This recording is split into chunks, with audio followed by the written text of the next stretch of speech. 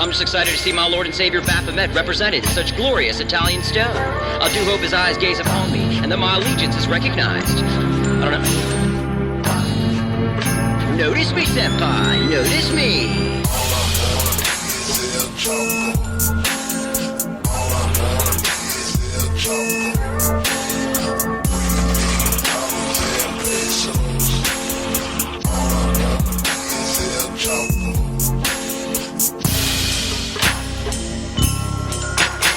Hello, friends. We're back again with officially our last show before Year Zero, Election Night 2016, at our live show Tuesday night, Genius Headquarters. Be there. Tuesday. Election. No. This is the last show. It's been a long journey. As it said in my yearbook, quote, what a long, strange trip it's been. Should we lock in our official predictions now? Or we save that for Tuesday night? Well, I can. Yeah, Okay. Well, we should do a prediction now because doing a prediction while the results are coming in is sort of cheating. Yeah, it's pussy shit. She's already Hillary Clinton. They just called Florida for her, folks. I'm going out on a limb here. I think might win. Might do this. All right, we should start with Felix because he's the wizard. Yeah, the Nassim Talib of predictions. I am a professional. So, Hillary is going to win Florida, but Trump, due to his show business experience, is probably within the margin of error in California.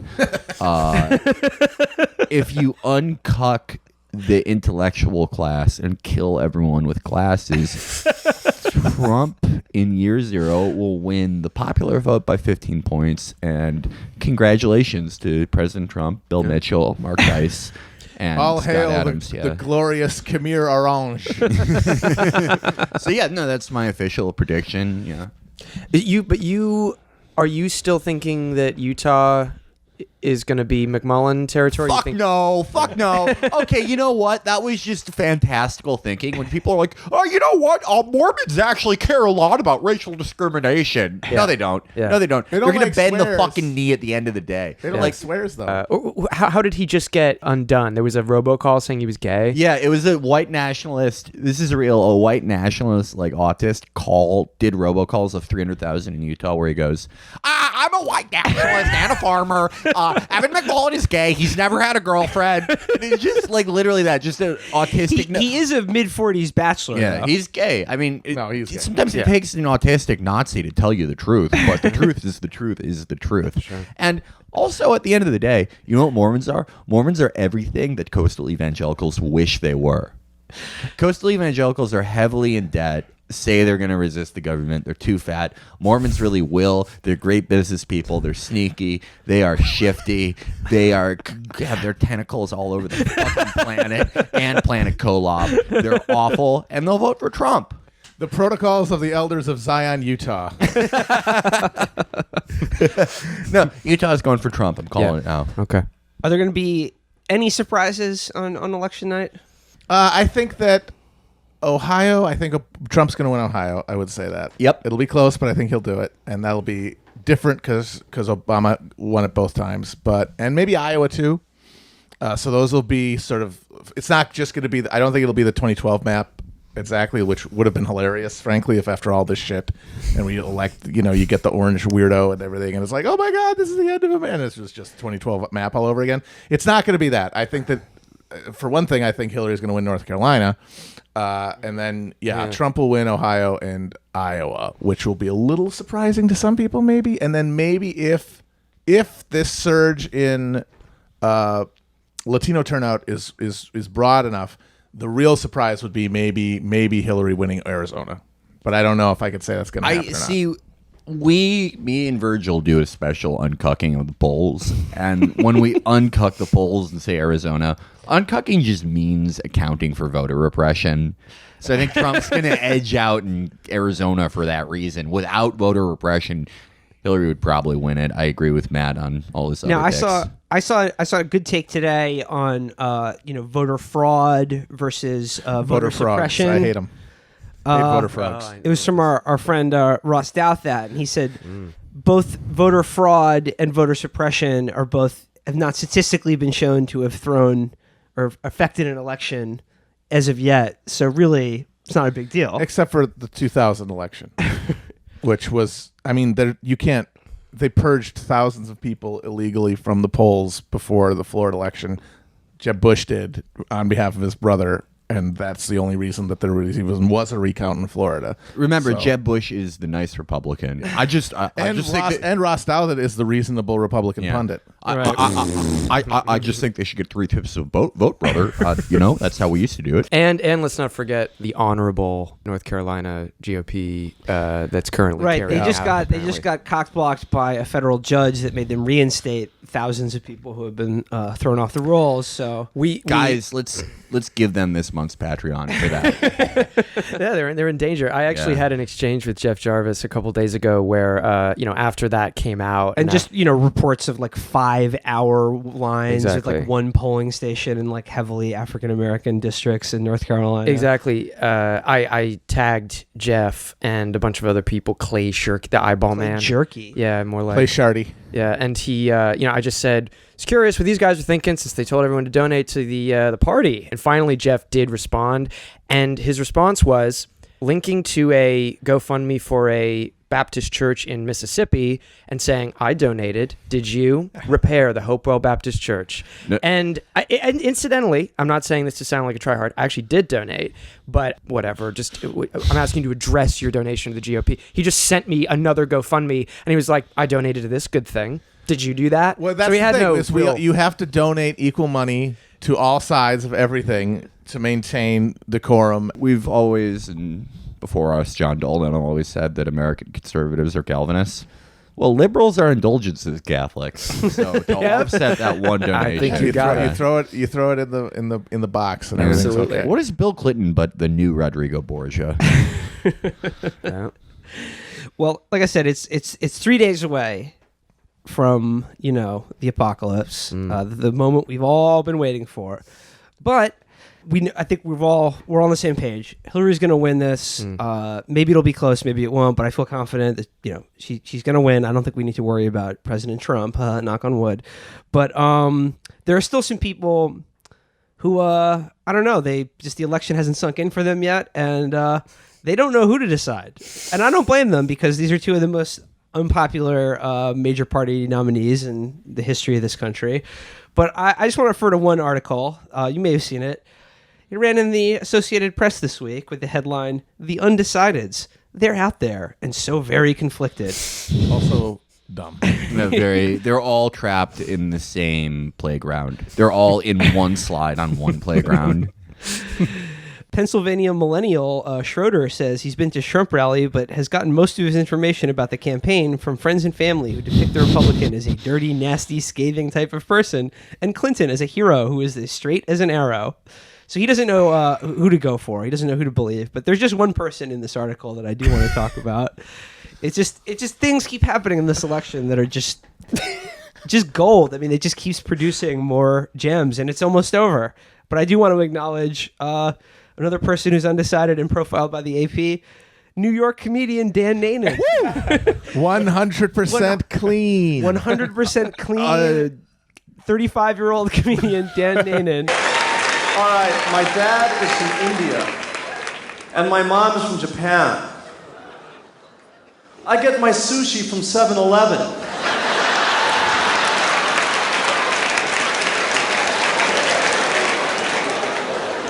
I'm like Harold and Kumar. I mean, my mom is so Japanese that when I was born, I came out cordless. Here's what it says. New York comedian Dan Nanan, too, likes Trump's tough talk about limiting the influx of refugees to combat Hell yeah. terrorism. Good. But Nanan, a 35-year-old independent, Uncuck the age. sees Trump as unpredictable, doesn't like Clinton's tax policies, and thinks a vote for a third-party candidate is not like voting.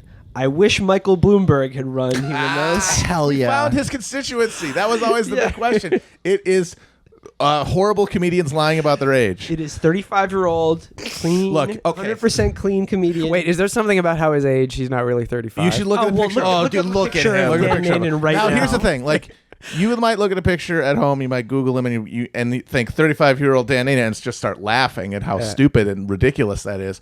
But I mean, you have to remember that there is a possibility that he is sort of a reverse Dorian Gray, and there's a portrait in his attic that is of a 35-year-old Dan Nana, and then he is just horribly aging in front of us. Can you imagine? Let's just say he's listed at 35. Can you imagine if Like my driver's license, I'm listed at 220 pounds. Can you imagine if Hillary got Mark Penn to run her primary campaign this year, and like Sanders won, and Bloomberg launched his bid?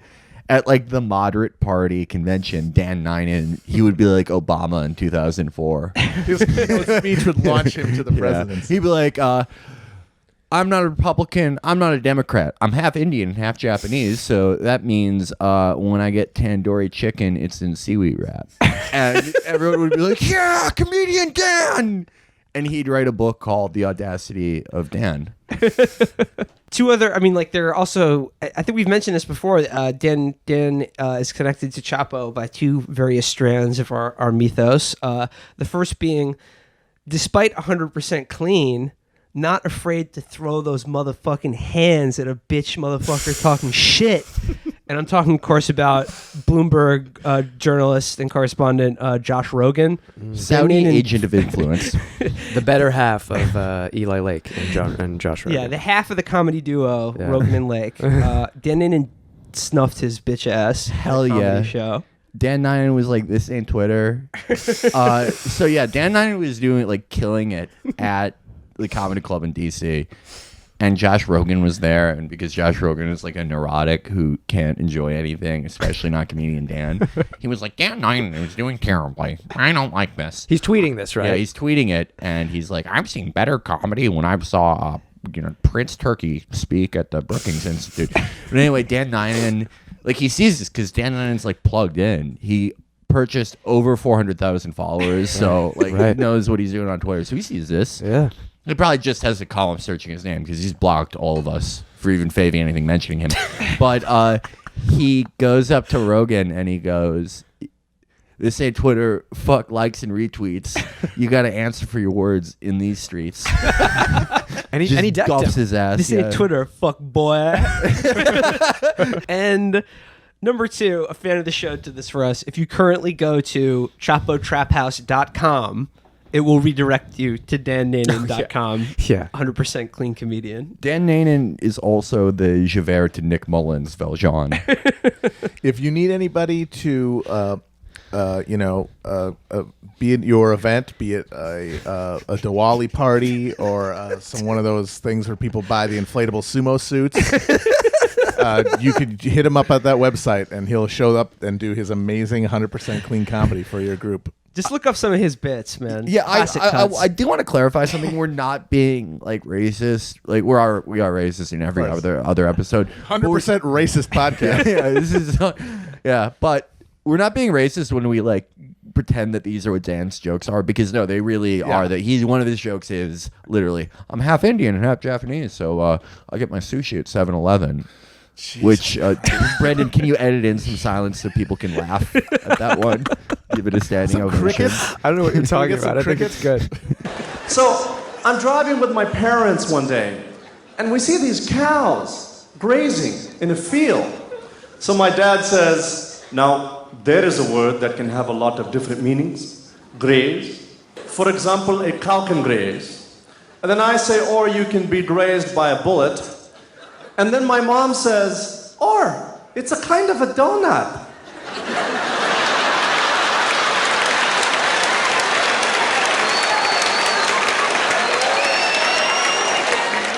Oh, man. That's Lenny Bruce level. Yeah.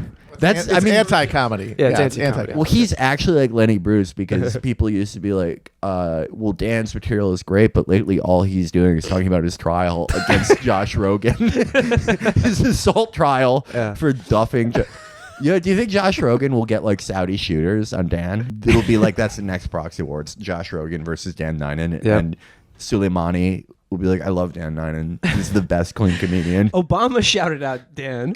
Proves he's an Iranian agent. Yeah. Did he? No, there's a video. Yeah, there's a video of Obama saying, like, Dan Ninen is a great comedian or something. What did he say? Obama literally goes, Dan is fucking hilarious. Okay, can we talk about last week's episode with Kath Barbadoro? We reached out to the dark side via the tarot. Yeah. Can we reach back out to that other side again and talk about spirit cooking? Yeah, I brought a batch of cookies to this taping. They're delicious, by the way. Well, yes, they should be. They contain my essence. I can tell they're homemade. You can taste the love in them. Yes. I mean, spirit cooking means something different. No matter, Matt's from Wisconsin, so it means the essence in the cookies. Where I'm from, spirit cooking means you jack off in a sleeping bag and sleep in it for 14 hours. You drink an entire bottle of NyQuil, so you just marinate for a little over half a day. Yeah. I thought I'd been jacking off into a deep dish pizza. Well, that's That's just called deep dish pizza. Am I right? Holy shit. I'm actually 100% from clean comedian. No matter. Will is half Irish, half German, so he gets his. Let me tell you something, my Kraut Mick friend. I jerked off at every cookie in Hollywood, and she was the best I ever had. we got to talk about Wow. dude. Hell yeah. This election, this is what I'm saying. Like, it's almost over, but I feel like we've saved the best for last. It's really getting good at the end. Dude, the latest WikiLeaks shit is this thing about how John Podesta and his brother Tony, who's another mover and shaker and huge collector of contemporary art, were invited to dinner by the performance artist Marina Abramovich. The event was called Spirit Cooking. And I'm reading here from the Guardian. It says, the act of spirit cooking involves Abramovich using pig's blood as a way of connecting with the spiritual world to cook up thoughts rather than food. A video of the practice shows her writing various statements with blood, such as, with a sharp knife cut deeply into your middle finger, eat the pain. Holy shit. Wait a minute, so there wasn't any actual food at this thing? It's just like kooky modern art celebrity bullshit. Yeah. But of course, this is picked up by Alex Jones and BullWarsPrisonPlanet.com, calling it, quote, one of the most disturbing WikiLeaks revelations to date, as well as stating reports that FBI agents see Hillary Clinton as the Antichrist personified now make a lot more sense. On Twitter, spirit cooking was the top trend Friday morning. Republican author Mark Dice tweeted, I am now accepting apologies from everyone who said I was crazy for writing books about how the establishment are Satanists. Everyone said I was crazy. He's like the guy in the peanut factory in The Simpsons. First of all, I want to say I went to a spirit cooking ceremony. It was the creepiest goddamn thing I've ever seen. I can't shake hands with anybody from Serbia. Their hand is covered in human essence. No, but this whole spirit cooking ritual is based on something that Aleister Crowley did. And it's just kooky, like rich people weirdo shit that involves just like cum and blood and it's just like, I don't know. But what I love about this is like the Prison Planet, InfoWars, Teacop people, they literally think Marina Abramovich is a witch. And like an actual witch. And if you saw this, my favorite... In bed with a goblin. Goblin vomit. Yeah. John Podesta, Hillary's like top advisor, the innermost of the inner circle, is literally going to a seance where they eat cum cookies and commune with the devil. Yeah, I don't know why they think it's like nefarious and there's so many dark powers, but like I don't know, it just shows how off the rails you are if you're an InfoWars guys, because like I read this and I go, oh, like rich people are fucking stupid. Like, this is how they spend their time when they're not eating small plates, which is 1.8 ounces of food over 5 hours. They're like literally eating cum with the head of like minority arbitrage mortgages for Goldman Sachs. Like this is good. This is a good use of my time. Well, that's what happens though. I mean, what happened when Alex Jones got at Bohemian Grove? Yes, he snuck yes. onto Bohemian Grove grounds. He got in a camera and he actually recorded the big opening ceremony at Bohemian Grove, which is called the cremation of care, and it's when they like burn a paper owl thing in front of a big stone owl, and it's. You watch it, and as Felix alluded to earlier, as Nixon would have called it, the faggiest goddamn thing. Bohemian Grove was founded in the 1880s or something by like San Francisco theater people. Yeah. And everyone there, they all like they're hasty pudding guys. They all went to Harvard and Yale. Where like a good Saturday night was like they'd all put candles in their asses and run around in women's clothing. Like that's what they do. That is that's the acculturation into elite society. Yeah. So when these guys are like, "Oh, we're going to be cremating our care. We're going to spend 2 weeks without any cares, and we will sacrifice them ritually. Oh, what a lark!" They have a freaking talent show at the end of it. He didn't record the talent show. It's mostly these guys. They've got done like banging hookers for 2 weeks, and they put on muumuus and like plate spinning. they do like fake Shakespeare. And so if you know that, you're like, oh, this is just fruity, rich people stuff. But Alex Jones, he said, oh my God, they're doing sacrifices to the devil. We proved it. They smell like sulfur, folks. The sulfur was pouring off of them. Everyone has gone, like all the usual suspects have gone all in on this. Fucking Cernovich was just like, now my favorite thing they're doing now is they're parsing the other Podesta emails and looking for like odd turns of phrases. Oh, that was like, so good. Like, we'll be, so we're getting pizza for lunch today. And they're like, who's ordering pizza for lunch? And they're like going through and parsing all these things. They're like, pizza, child sacrifice. Domino's, BDSM domination. Papa John's, a Chinese boy. Little Caesars, girl. And they're like going through, they're like just looking for all of these, like they're speaking in code about arranging this like occult child sacrifice. It's like McMartin preschool shit. Yes. They're looking for the naked movie star game in the Podesta emails. Yep. But of course, Abramovich spoke out to Art News, and she says about all this, I'm outraged because this is taken completely out of my context. It was just a normal dinner. It was actually just a normal menu, which I call spirit cooking. There was no blood, no anything else. We just call things funny names, that's all. Which is exactly what a fucking witch would say. Yeah, that sounds a little suspicious. And also, look up a photo of Marina Abramovich and tell me she witchy. doesn't look like a witch. She looks like she could be a witch. Yeah, She looks like she could definitely be Yeah. the head of a coven or something. I mean, what is this though? Well, but just the perfect explanation of that frame of thinking, that mode of thinking. If you read the emails, they're just all horrifying. They're like, they're openly acknowledging that Israel's sliding into a fascist ethno-dictatorship. And Nina's like, ew. Yeah, and they're like, ew. I guess we have to. This is depressing. Yeah, no, that was the line. This is depressing. Just openly admitting that they're taking money from all these awful regimes. Like, we gotta sell them weapons anyway. Just rafts of horrible shit. And these guys are like, what's evil in here? Okay, I got it. John Podesta said no mustard. Mustard means body hair on a boy. And it's like, what? Like, it's right out there. The conspiracy is right in front of you. You don't have to. But it's boring. Well, That's as we why said, Alex Jones is so fucking popular, because he gives you a narrative that is incredibly engaging and dramatic. They're doing child sacrifices in the halls of power instead of a bunch of lanyard dick assholes being like, well, the Saudi ambassador's coming, and we better. That's the banal reality of empire, and they don't want to deal with it. Yeah, but what we know about these people is if they were really doing a child fucking ceremony, they would just be like, oh, I better not fill up. I don't want to be. I don't want to have a bunch of pus in my belly when I'm a fucking kid. Like, they would just say it in the open because they're morons. Do you remember the Mark Foley text between his teenage pages? They were like, are you horny? Cool. Yeah. Hey, that's pretty swell that you're gonna let me give you a Hummer. Like, that's what it would be like. They're just fucking freaks. They have no level of tact. Well, as I said, if if I had known that Hillary and her inner circle were like actually witches, I might have fucking. I would have been less hard on her on this show. Sure. Yeah. To be honest, like I wish that were fucking true. Sure. But it's just some weird conceptual artist rich people thing.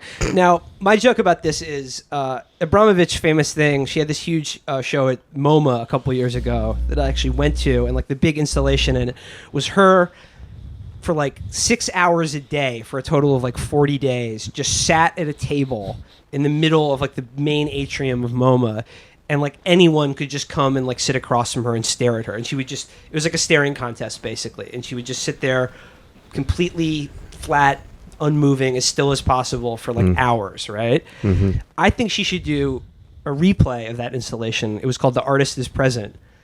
and just call it Alex is present. And it's just her sitting at a table with Alex Jones just peppering her with questions about the occult. Do you know the Bilderbergers? Were you at the Trilateral Commission? Tell me about these rituals. I mean, by the way, that's how stupid modern art is. They paid her to sit perfectly still and not get up from a table. I did that all the time when I was a teenager, and I was masturbating, and I was gaming.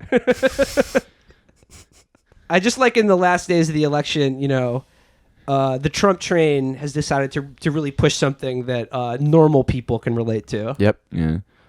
Like people who aren't insane. Have you? This is disgusting. I mean, look, everyone's looked at a underage tit here and there, but I never. And this is true. People say this about me all the time. I have never ritualistically sacrificed a child. I have friends that do it. They tell me.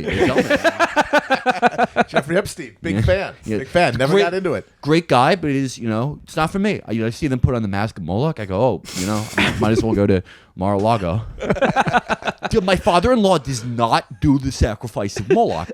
At the end, you were kind of already becoming Jared Kushner as Trump, and then you just went to Kushner. It's important for me to do. Yeah. Amplifying voices. Yeah. Yes.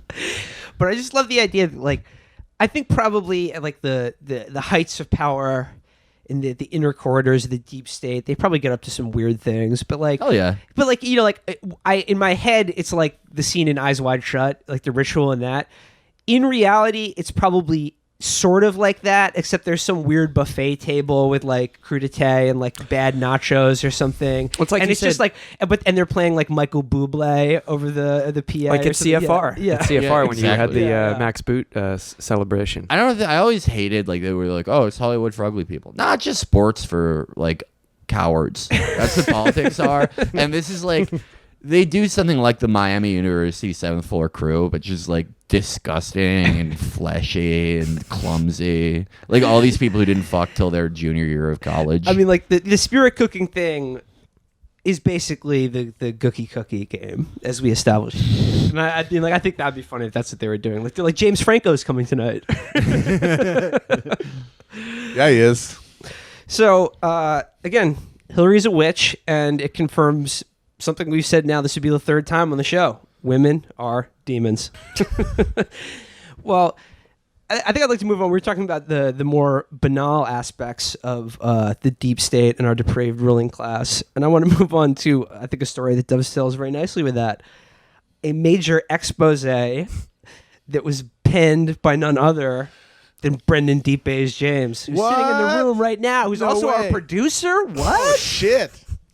Thank you for joining us. I mean, thanks pleasure. for being our guest. Pleasure. We want to interview you now about Long time, first time. your amazing piece in Deadspin, which was Hell yeah. ostensibly a profile of sociopathic natsec grifter Robert Caruso. Now, I swear to God, I had no idea who this guy was until about a week ago when people started talking about him, and then you said you were working on this piece. But he's been around for a while. Yeah. Can you give for us who is Robert Caruso, and how did you come to write this article about him? I just want to say first, the thing that was really exciting about this was that I am now Deadspin buddies with Felix. Because Hell yeah. Deadspin Eskimo Bros. exactly. Welcome to La Familia, buddy. But who is Robert Caruso? He's a 31-year-old, fast-talking quote machine, consigliere for sort of the military top brass. Some guy who's in the know. Absolutely. Has access to the documents. He lives on the diet of documents. I'm not going to try to do Robert Caruso is familiar with all of the relevant documents. I know this man. Yeah, so he came on the scene really in 2013, and he just got himself in a lot of the right parties. Quite literally, parties in DC where Where they fuck with a crudité. no, definitely not. Way lamer, sort of millennial Vox TNR style types that I think were impressed by his bravado. The fact that he was a highly charismatic liar. Yeah.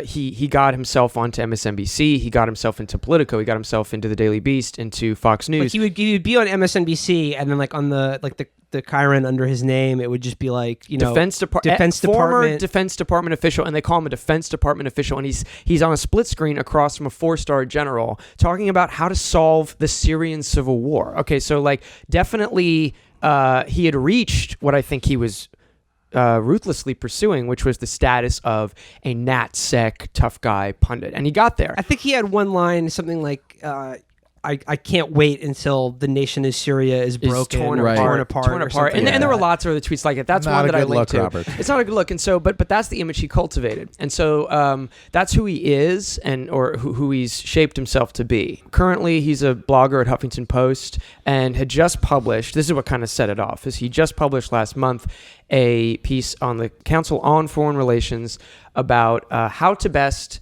counter Russian psyop tactics or whatever in 2016, and is now kind of moving over from the war on terror stuff into the Russian bear. Cold War 2.0. Yeah, and he's now claiming to be, he now sort of on his Twitter bio and his media bio said he's a fellow for Hillary Clinton and is fully migrated from what everyone told me he used to be a Rubio guy, and definitely pushed himself as a neocon, a hardcore neocon. That's who he presented himself as. Yeah.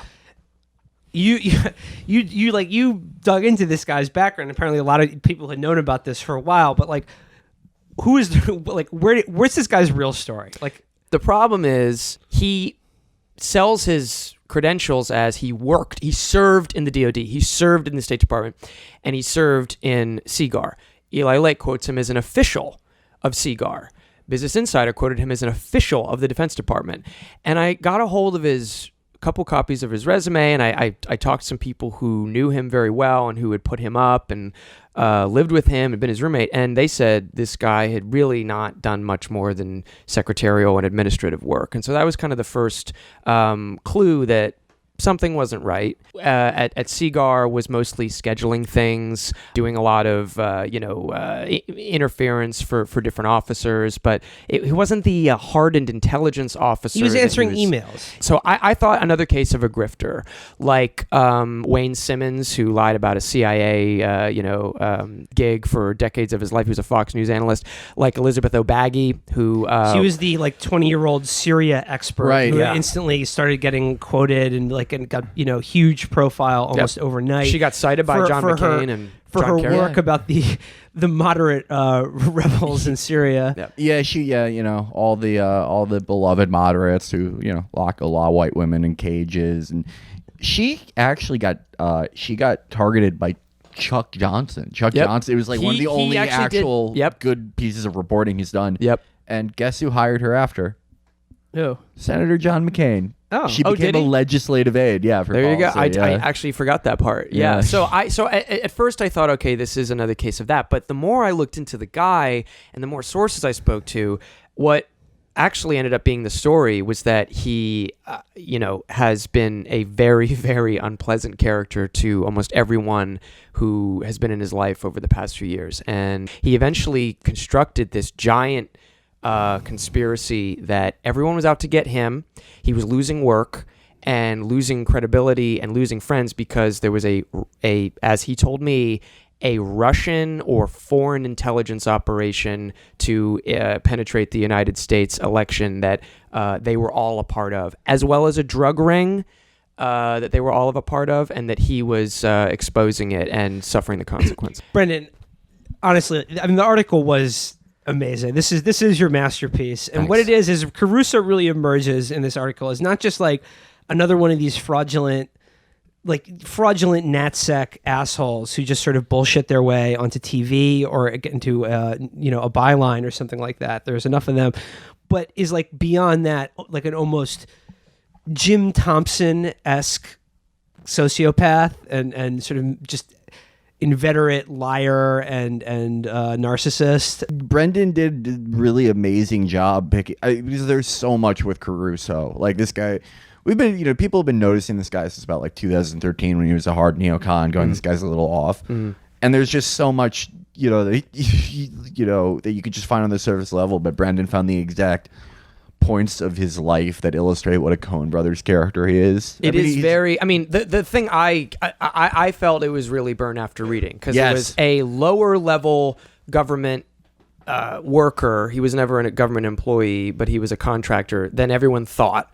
Because you remember John Malkovich's character. Yeah.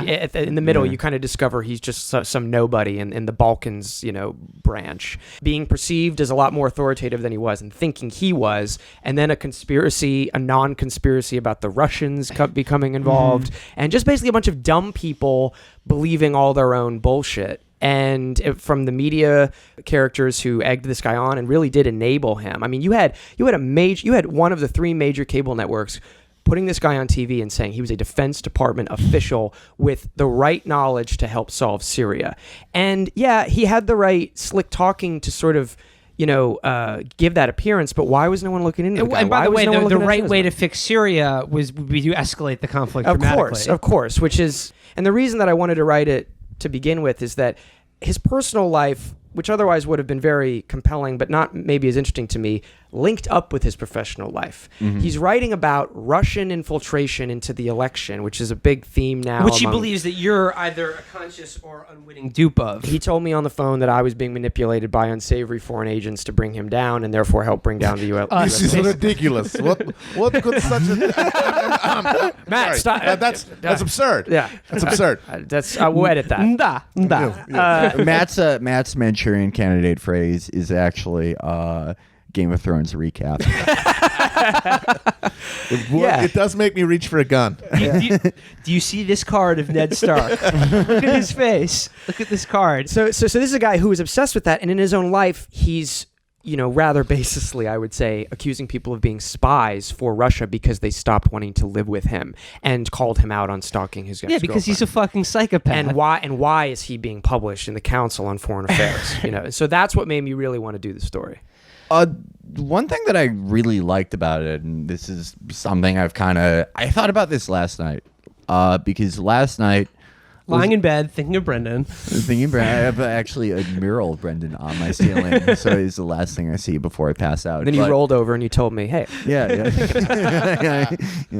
You were the little spoon. But I was watching Mark Dice and Alex Jones, and they were talking about, spirit cooking bullshit. And Alex Jones talks about like a fraudulent Illuminati expert he brought on, and he's like, well, I didn't even know that guy was he told me he saw aliens, and that's when I knew that I needed to stop like having him on the show as an expert. And then as opposed to like Mark Dice, who just knows everything. And it made me think a lot about what the article on Caruso and natsec media itself, because the natsec guys are going to look at Caruso and go, oh, what a crank, I can't believe it. But this community, the pillars of this community, they are Russia experts who don't speak Russian, like Michael Weiss. They are the Syria experts who don't speak Arabic and have never been to Syria, like Kyle Orton. In the most meaningful way towards their profession, they're as fraudulent as Caruso. Absolutely. But they just don't have they're not interesting enough in their private lives to warrant this level of people going, there's a little something fucked up. But, they all have this little bit of evil or Michael Flynn, who made it to the very top, right, and is now after his military intelligence career is over, is revealing himself to be Jack D. Ripper. Exactly. I mean, but these guys will let it slip too. Like, you want to see a fun search? Type in from Michael D. Weiss to Partisan Girl. Partisan Girl, if you know her, she's out of her mind. Yeah. She's like most of the members of Congress are conservatives. Yeah. She's my girlfriend, by the way. She's actually the alt-right Gamergate Assadist. Yeah, she is. We live together. She's in the other room. She's lovely, but she's lovely lady. Like, she's nuts. Yeah, but Weiss says these things to her, like during the early years of the conflict. Yeah, like, come to New York, sweetie, and I'll put you in a pair of handcuffs. Right. And it's like, what crime are you arresting? And that is the same stuff that Caruso would say to her. Yes. She actually, an exchange with her got him banned from Bellingcat, which was that like citizen journalist thing. Right. And him saying, I can't wait for your country to burn, was deemed unprofessional and irredeemable by that place, and they banned him. Could we go back for a second? Could you relate the shrimp incident for us? We skipped over that. Oh, yeah. Wait a minute, he's into feet? Maybe I like this guy. Maybe I have them all wrong. Everyone makes mistakes. I just want to actually, before we go there, say that what Felix brought up just now is really the heart of what I tried to say, because this guy, he's a t-shirt, and I don't know what's in store for him now, but I think that a lot of stuff came out in this piece that I would hope people take seriously. But what Felix is saying is that it's a culture. And what I said at the end is just that if this guy had just spent a little bit more of his pathologies and channeled it into his career rather than his personal life, we may never have discovered any of this stuff. He might have gone pretty far. If he had saved the death threats for Iranians and Syrians and Or just partisan girl. Or just partisan girl. He may have coasted, quite far. But instead, he got sloppy, and he did it the wrong way, and he started directing it to his neighbors and his roommates. And that's harder to advance. Yeah, I mean, and then that ties into the story you just asked me about. Now, I have to, preface this by saying he denies this. Although in denying it, a lot of people have pointed out that he's not been totally clear about the circumstances of his discharge from the Navy. But he was a yeoman in the Navy, and that is typically an enlistee who is charged with clerical work and, again, secretarial work and scheduling and info passing over, or top-level Navy SEAL operator who has punched their commanding officer and is classified as yeoman because it's the only way he can still maintain classified cover. I got a lot of Under Siege related DMs and emails after this article came out. Needless to say. Like that?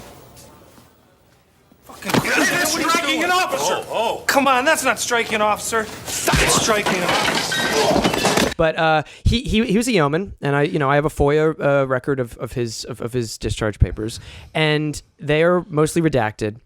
But what two sources at least say, who were actually on the ship with him, and one of them I quote on the record in the article, say that at one point he was disciplined, and he's in the galleys, which is where people are sent, where Casey Ryback is the head chef. Gary Busey spit in his gumbo. Yes, but then Iranians took over the ship, and they're like, we need someone who could sexually harass them. So he's in the menial detention.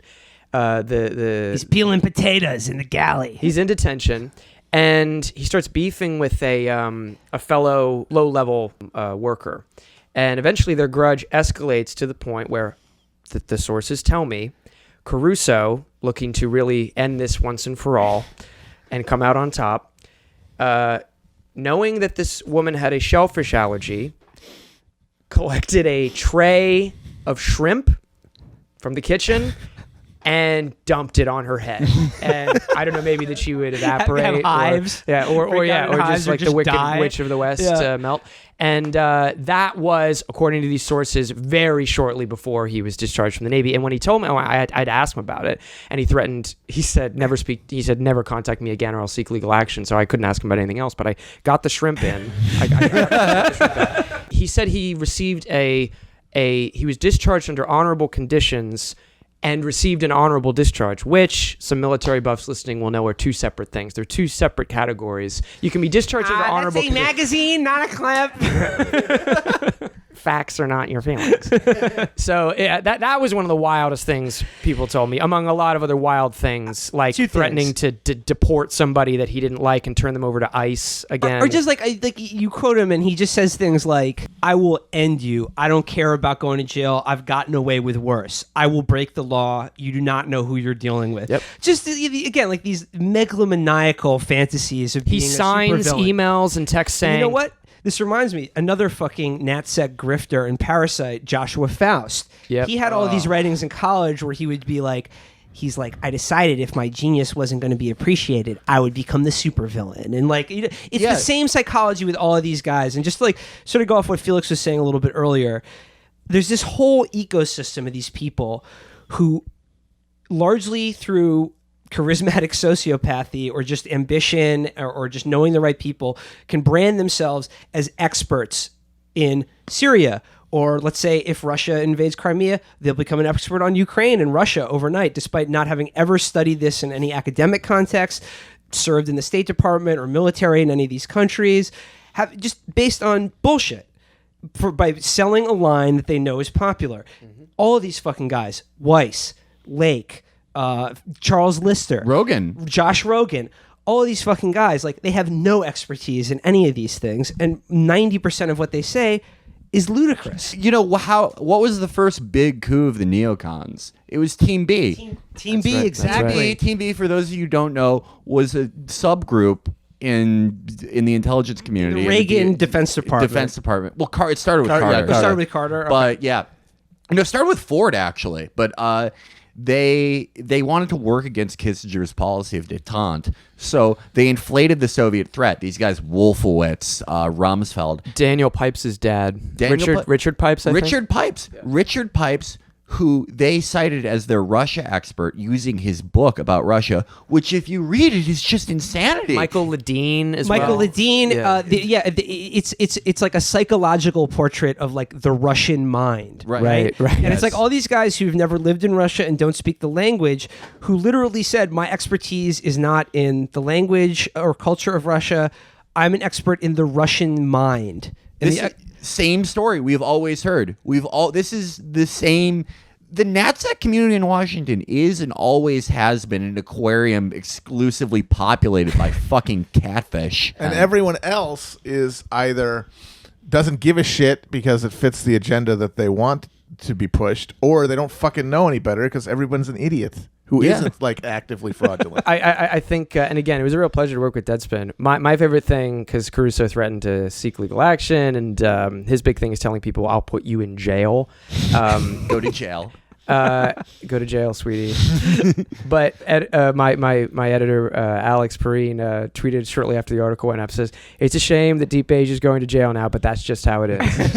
And I'm waiting for the guys to bust down the door. Now, is there any proof that he is not being pursued by foreign agents? I mean, because obviously we all laugh at this, but I think about like the staff at the Starbucks that banned me for quote unquote destroying their toilet. No, sure. And I think that there's a more than even chance that they could be working for a foreign power. Look, no, I mean, they're like, I actually had DMs of mine doctored to make it look like I was lying about being terminally ill. So I could, clearly it's just because of like the strong stance I've taken against the Iranian regime. I believe David French saw more action. At least he was like actually his boots were on the ground. He was in the rock. Yeah, I believe Spike Jones saw even more action. He filmed Three Kings. He was actually really, fucking died. Actually, he saw a lot. He saw the worst action you can get. Exactly. I just want to say, just looping back to the shrimp incident, I just want to say, just as a side note,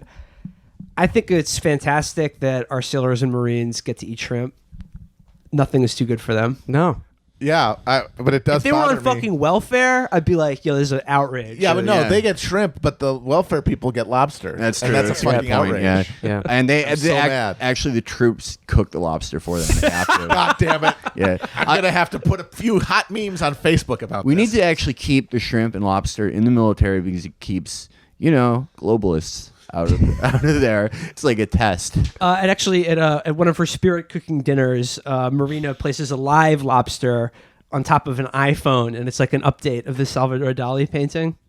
Well, I'm ready for a Godfather moment where I get back to my place tonight, and I wake up the next morning and there's just a pile of shrimp next to Scallops. me. Just never Raw.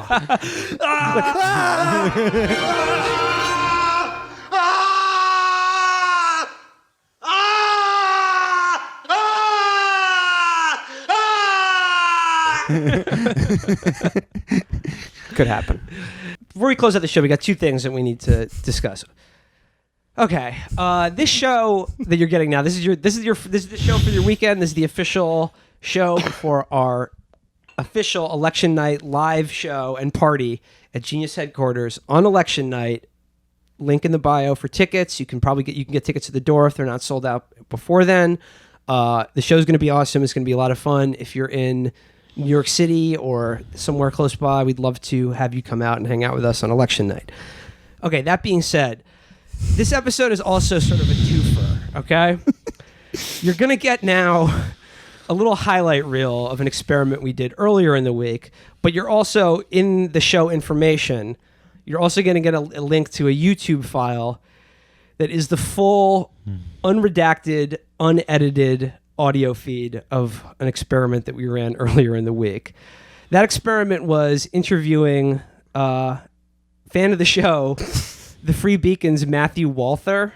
I'm sure you know who he is. We've been corresponding on Twitter for a few weeks now, starting back when he said the show should be banned. And I invited him on the show.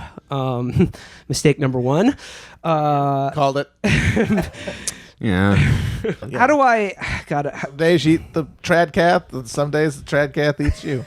look, okay, the reason we're doing it like this is because in no way could we put this out as a premium episode, like with the idea that like anyone would be paying money to listen to it, because honestly that would be shameful. We should pay people to listen to it. Yeah. You get a rebate. And we're not going to put it out as like the official show or anything like that, because it's not a show. It's just as you'll listen to it, I don't know, maybe you'll love it. If you, but fans of the album Metal Machine Music are going to be really interested in this episode. If you've ever wanted to hear like a drunk guy refusing to clarify his positions and people getting increasingly angrier and yelling over each other, this is for you. Like, look, maybe you grew up in a broken home. This may remind you of something. You may like it. Now here's what I want to say. This is the disclaimer. Matthew came on the show, right? It's 3-on-1. You're on a phone call with 3 people who you know don't like you. So I just props for that's due. It's a hard position for anyone to be in. And I thought for like maybe 20 minutes we sort of maintained. I got to give Matthew his props in that regard. That being said, I found him just an incredibly strange man. And talking to him was excruciating. It was pulling teeth. So, I don't know.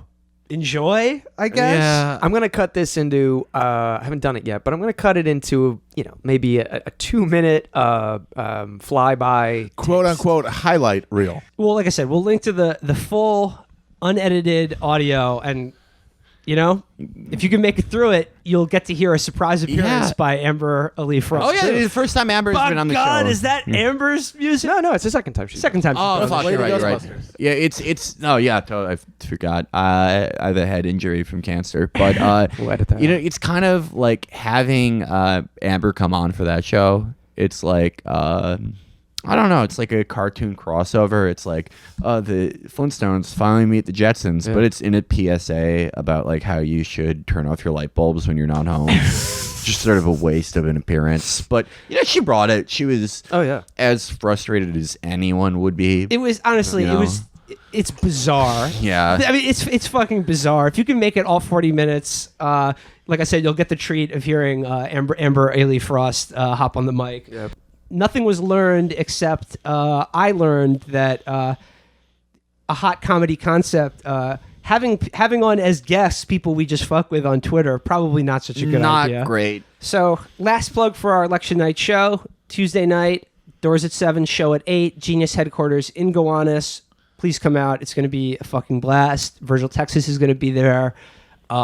Dude, we have wine, right? We're gonna have wine. We're gonna have a new president. We got wine track and beer track. Yep. So everyone is covered. And you guys may have seen it if you follow me on the gram. I'm stealing valor.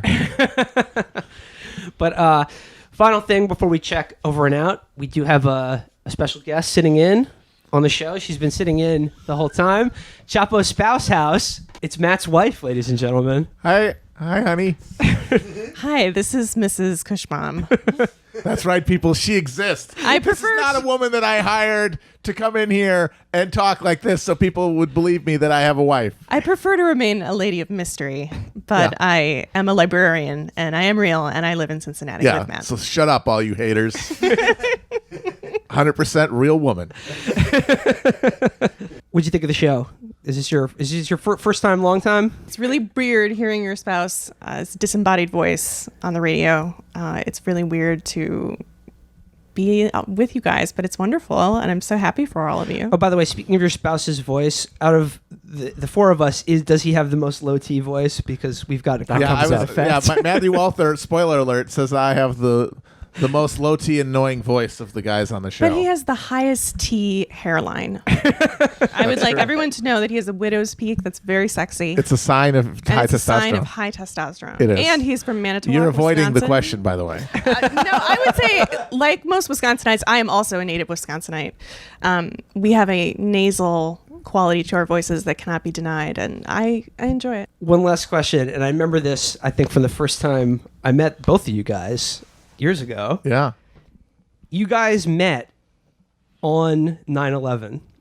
We did. The actual 9/11. Not any of the anniversaries thereafter. We had previously met and hung out, but that is the day that we began dating. So we have been together for over 15 years. Dude, holy shit. You guys are the opposite of Adam Sandler and Reign Over Me. Holy fuck. Hey, my freaking wife, she wasn't in the towers. She was in the freaking the cafeteria at the college. She was good. That's it until the election, until a new leader is crowned. See everybody in hell. We're going to have a new president, everybody. I can't wait. Till then, guys. Bye-bye. Bye. We are joined today by Matthew Walther of the Free Beacon. Matthew, what's going on? If the hill would not come to Muhammad, Muhammad will go to the hill.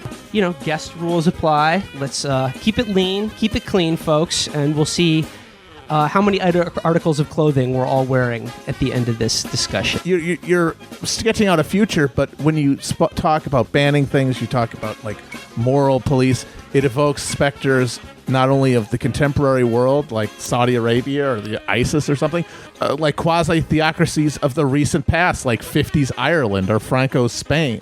Wonderful, rightly ordered societies. There we go. It's totally serious. Do you guys realize here how recently obscenity laws were enforced in this country? The case about the crush videos where these obese women were stepping on squirrels or whatever. Do you think that those crush videos are okay? Are you okay with, these chubby ladies stepping on cockroaches? So now we're talking about fucking crush videos when we're actually talking about how like fucking Netflix is going to be banned as well. So like everything's getting collapsed into one fucking category. I would ban Netflix. What is wrong with being gay? Oh, we get to talk about our dirty bits now. Okay. These parts that we have. Yeah, these parts that we all have, men, women. So to start over. Okay. So these parts are meant to work. These parts are meant to work a certain way.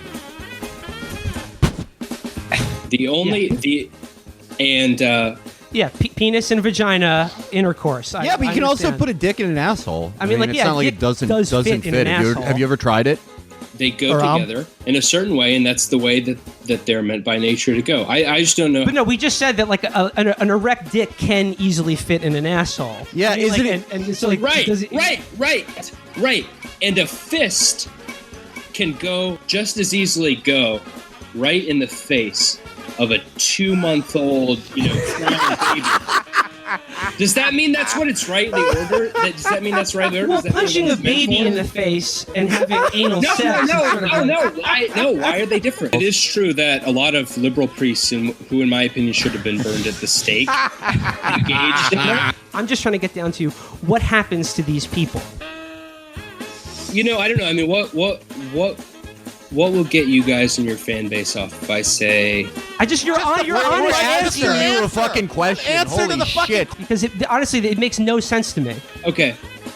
What doesn't make sense?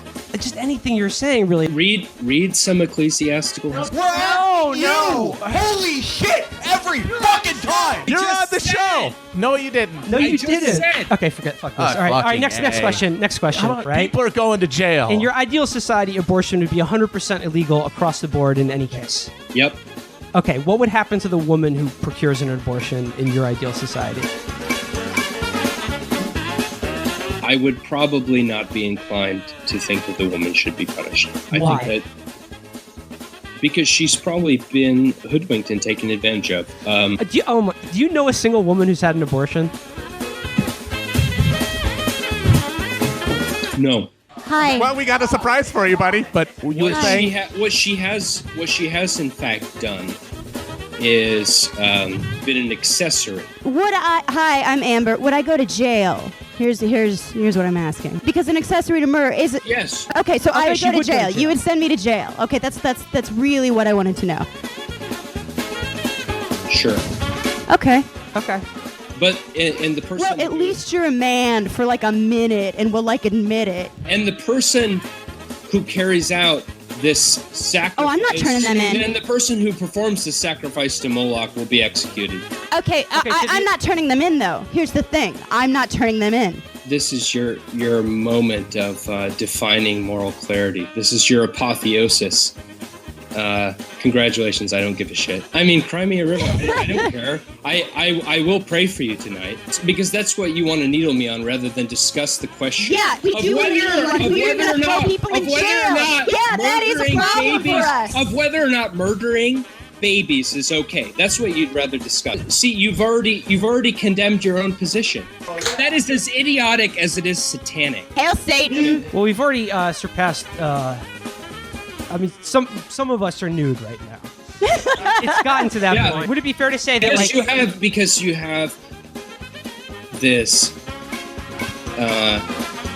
stupid, hysterical, not serious person come on? Oh, it's going to be a real moment of confrontation. This is like the production values of reality TV. Like, ooh, snap, what's going to go on now? I don't think I'm hysterical. I think you're a little hysterical. I think you, again, in the spirit of charity, I'm only going to say that I am going to pray for you tonight. Okay. Oh, that's nice. In fact, actually, this will be a real Chapo first. I'll go ahead and say Hail Mary for Amber and for all of you right now. Do it. Let's do it. In the name of the Father, the Son, and the Holy Ghost.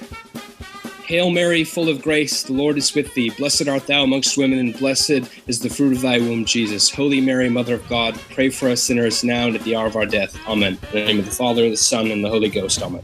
Amen. Okay, there's one. I actually only have one question. Can I just say that you have the most annoying and low T voice out of all of the Chapo He contributors? clearly has an incredibly high T voice. You can get him on annoying, but come on. Yeah, very annoying. I mean, I can hear the DTs in your voice. I know, right? You have the most fucking alcoholic voice I have ever heard in my life. Yeah, You're seriously. like Like we're gonna have to do some editing just to get rid of the fucking You've never talked to pauses. my father or my grandfather. Yeah. Okay. Yeah. Sorry, Matt. Bye. Peace, bitch. All right. Hail Mary, full of grace, the Lord is with thee. Shut up. Oh, fuck off. Oh wow.